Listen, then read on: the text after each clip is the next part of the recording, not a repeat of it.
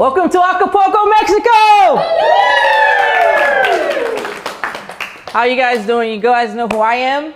Yeah. I'm Dr. Cyntrell, also known as Dr. Cyn from the Big Easy. So it's been fun, right? The sessions have been good. The food has been good. The exercise have been great. But now it's on to business, right? So we're here to talk about addiction. How many of you guys have a family member, any loved one, a coworker, or maybe even yourself who's suffering from addiction?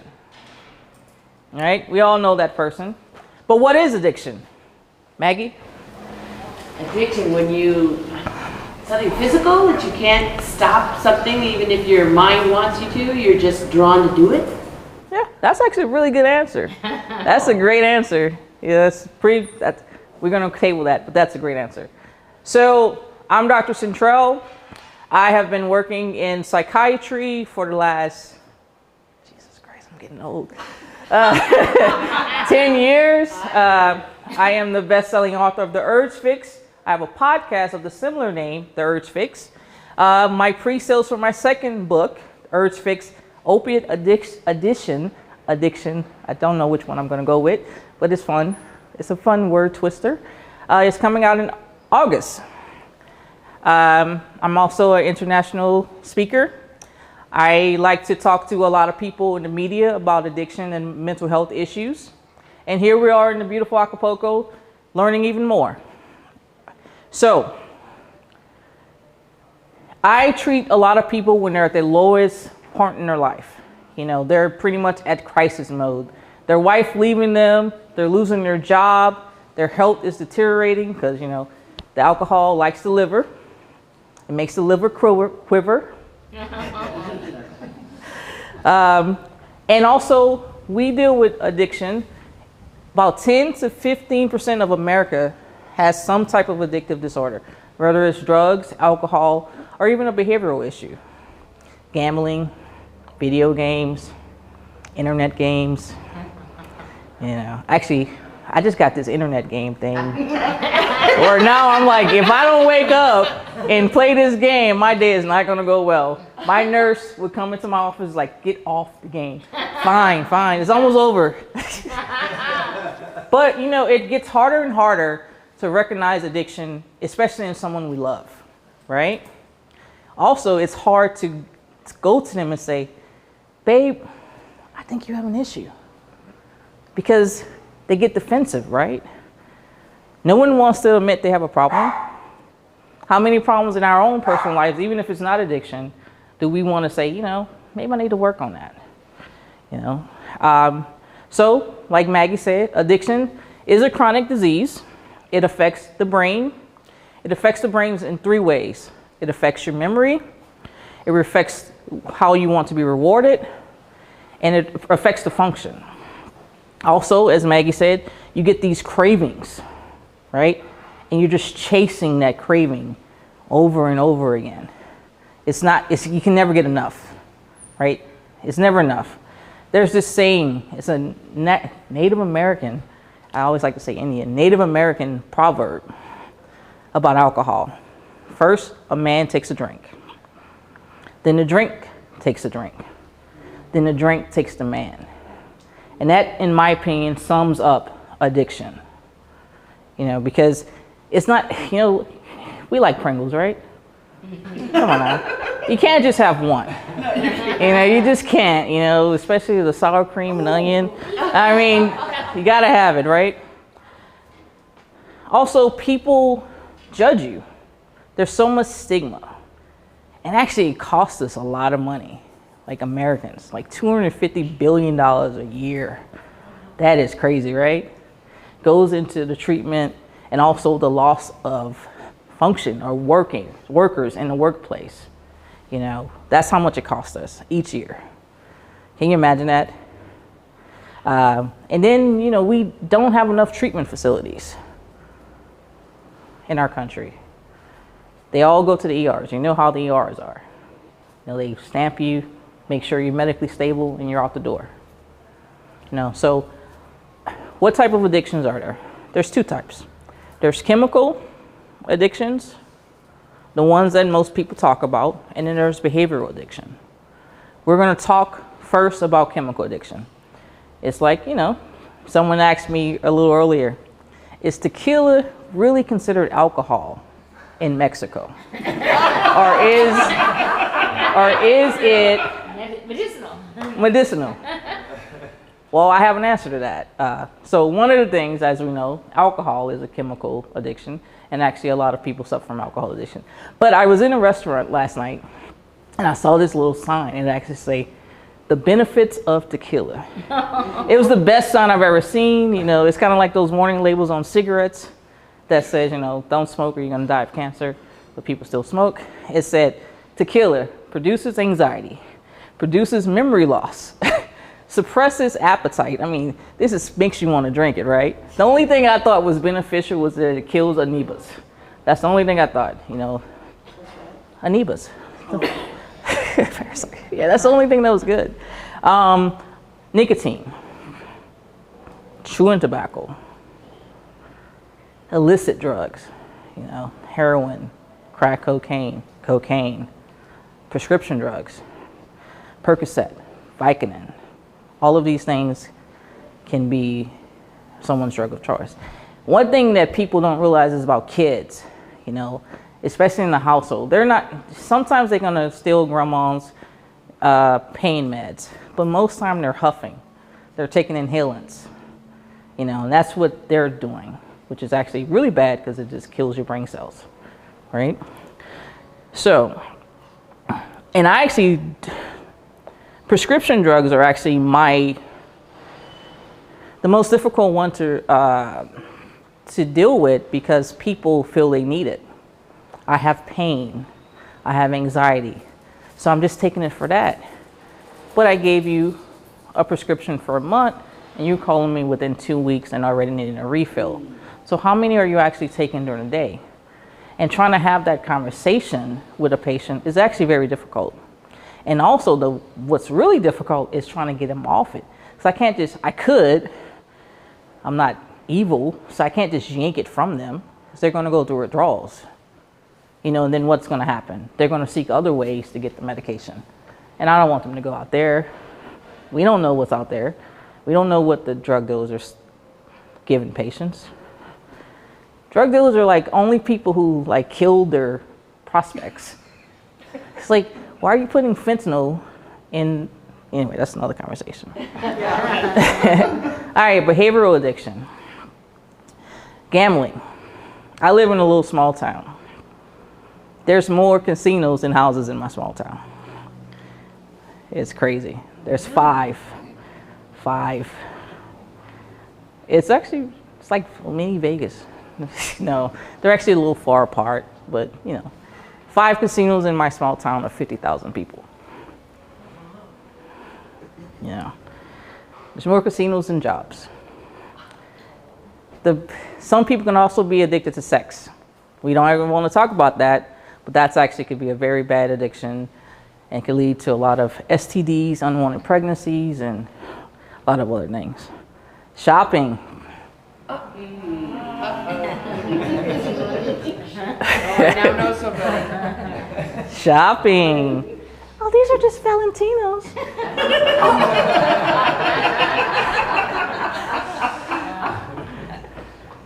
Video games. Yeah, I also talked about the internet. How many of you guys are stroll kings and queens? How long are y'all on Facebook? Too long. Not anymore? You're recovering at it? Okay, so like I said, it's hard to see or recognize addiction. So what are the warning signs? I'm going to actually do this in the stance of how I talk to patients, but it's pretty much something you also could look at when you're looking at your family members. I call it CAGE. C-A-G-E. C, cut. A, annoyed. G, guilt. E, I. So let's go back. What does all that mean? Sounds like, what is she talking about? So, do you ever feel like you need to cut back? on whatever it is. Do you have more too many? Too many? Annoyed when people come to you and ask you about your drinking, about your spending, about anything you're doing. Are you ready to fight?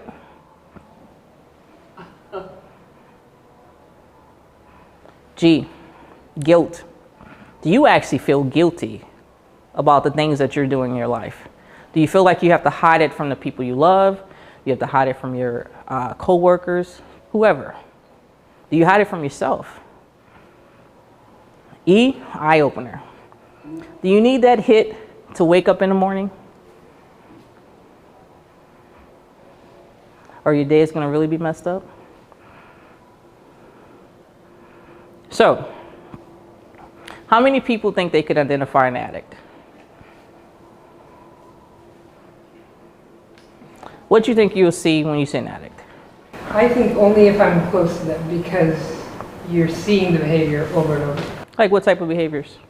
Well, for me, it's nicotine. So, I mean, that's kind of obvious. Right, they're smoking. Yeah. Oh, chain smokers are the worst. Like, geez. What about substance abuse like alcohol? Again, I feel like it's when you're knowing them better, because you don't know if it's social or is it all the time, alone, all those things. I love the question. How often do you drink? I'm a social drinker. Okay, what does that mean? How often do you go out? Oh, I go out every night. Okay, when you go out, how many drinks do you have? 5 or 10. 5 or 10, you know. That's pretty social, right? But anyway, so pretty much in our world, there's pretty much 2 types of addicts. Most people know about the high functioning addict. No, sorry, most people don't think about the high functioning addict. Most people think about the stereotypical addict, which I don't usually call them this, but I've heard it used. Crackhead, drunkard, meth head, meth addict, pill popper. So what is a high functioning addict? High functioning addict is someone that probably works with you. They're probably high up, they could be your manager. You know, they probably have a good job, good paying job. They come to work, they have a family, they have a church community, you know, they have a very high social life, you know, but they have that secret. And they always have an excuse for why they're not performing, why they're not in the morning meeting, like, oh, I felt sick. I'm a little stressed. Let's reschedule that. You know, they always have an excuse. So why do they drink? They'll tell you, oh, I got a promotion. Don't you want a few cocktails out the promotion? What about if you're having a stressful day? Don't you want something to ease that pain? But then they consume too much. But the only time you really see them, the only time I see them is when they're in crisis.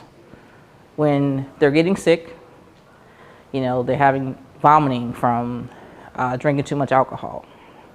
That's actually a syndrome, but we're not going to go there. Or their liver is failing. They're turning yellow. Or they're about to lose their job. Or their medical license is on fritz. Or their lawyer license. My most interesting case I've ever had, and I think about it all the time for several reasons. First, he wasn't what I thought was an addict. I actually thought he was in the wrong clinic. Also, his drug of choice wasn't what I thought would be his drug of choice. So that's another conversation. So he was a 48-year-old white male. He was a lawyer. He was a partner in his firm. He was preparing for a case. It was supposedly at midday. He decided that he was going to do what he does to make himself feel better. He went to his drug dealer, his crack dealer. Then he went on a 4-day binge, missed his case, was found in his urine and feces, naked, with a gun on his side by his father after everyone was looking for him. So that was an interesting case. And I asked him, I was like, you know, how did you get into crack? Because crack, you know, there's stereotypes about crack. Who does it, who doesn't. He's like, oh, you know, it's cheap. I got it, started it in law school. 25. I was like, you've been doing this since you're 25? Jeez.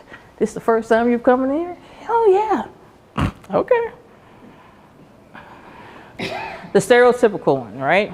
This is the one that we see on the news. This is the one that they always have, you know, U.S. suffering from substance abuse, and they have this person pictured. And it's the homeless person, no teeth, maybe they have really bad skin, you know. But those are the people who have the most stigma. You know, the high functioning person, until they get caught, they're pretty much cruising under the radar. But this other person, you know, they both have a difficult path. But this other person, you know, people see them. You see the homeless man stumbling around, asking for $1 or change. You see the unkempt person, no teeth, disheveled. And, you know, they deserve a chance too. So, most addictions in many cases are hidden, right? No one's running around saying, oh, I'm an addict. Not like bipolar or something like that. People sometimes, even though they are stigmatized as well, but people are more likely to say, I'm depressed, you know, I'm anxious, you know. So, when a person comes to me, like I said, they're at their lowest stage, then I help them develop a plan of action. The plan of action is 4 steps. They decide, they make an action plan, they execute that action plan, and then it's time to go into the maintenance, right? So the decision part is the most important part. You know, when a person comes in because someone else sent them in, I already know they're going out the door. They're not going to stay with me long. It has to be them. They have to be tired of it. They have to be tired of waking up in the morning, hugging the toilet. You know, they have to be committed to actually showing up. Because sometimes you're going to see me every week. Hey, sometimes if it's that bad, you're going to see me more than once a week. You know, action plan. Action plan really depends on what the substance is that they're using. There's a lot of things they can do. So, most common, we can send them to rehab. You go to rehab, you stay for 30 to 90 days, you get clean, you get detox, you're no longer withdrawing, and maybe if there's something else underlying, like a psychiatric condition, you can start treatment there. You come to me, depending on what it is. Let's say it's alcohol. I can give you not a replacement, I can give you something that can help you with the cravings. Naltrexone. If it's opiates, I can give you Suboxone or naltrexone. If it's alcohol, you can also give gabapentin. You know, also we're gonna have to start doing community supports. AA, NA. Then you see me every month. And then we see how it goes. And that's how you execute it. Every month, we keep the plan. 3 to 4 meetings a week. You see me every month. You take your meds daily. If there's an issue, you call. And then we do that for a year. And then after the year, maintenance. We keep doing what we're doing, but maybe we can space it out a little bit more. All right? So, any questions, guys?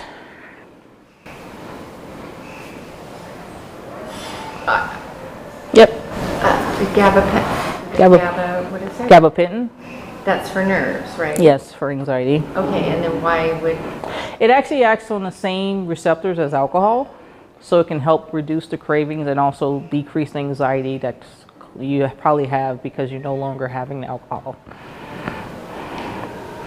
My question, why don't more physicians or more people talk about medication?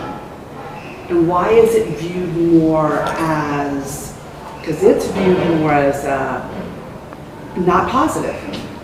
Like replacement treatment? Yeah, like, you know, yeah, why don't most doctors talk then about the medical options, the drug options? could use the drug in fact. I think it's Addiction, but you're not any. I think it's related to the stigma associated with it. And then, you know, as horrible as it sounds, you know, some people don't want those type of people in their clinic. So then I prescribe you something, then I have to see you. And then I have to take on all the problems that come with your recovery. What if you relapse? What if you relapse and come into my office and you're with all my other patients? And then what if you're withdrawing, you come into my office, and I don't have the capability to treat those withdrawals. So there's a lot of things that goes into it. And that's why you can go to addiction psychiatrists, and that will be a better option for you. And they could talk to you about the medication and also manage it. If somebody makes that true decision, like you said, what are these odds of real success from what you've seen? Obviously, they got on it first, as you told us. But then from there, as far as the treatments and so on. My opinion, what's the measure of success? It's individualized, right? You know, if the person cannot, so let's say the person didn't take drugs for 30 days and they found an improvement in their life. Then they were able to go to 31 day, then 32. You know, will they relapse? What if they remember how good it was when they were off the drugs? And they don't like the feeling of their family judging them. They don't like the feeling of what it felt. They don't want to hug the toilet. They don't want to be itching and scratching and craving opiates. You know, it's actually pretty high. It's over 89%. But there is a possibility of relapse. 89% what? Recovery rate. That's very high. Yeah, in treatment, right? Okay. In treatment. Yeah.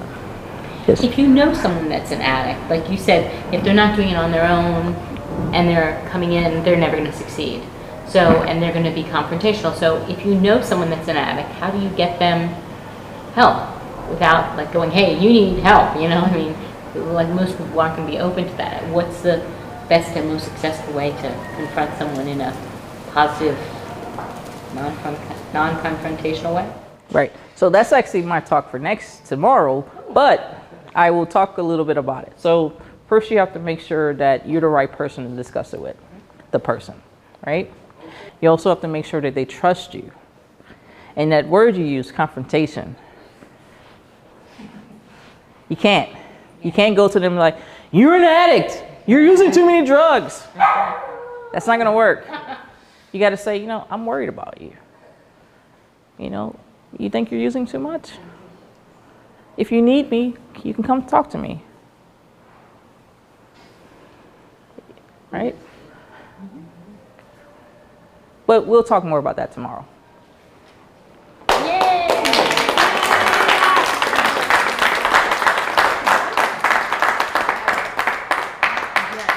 Closing statement or? Right. So, anyways, I'm here.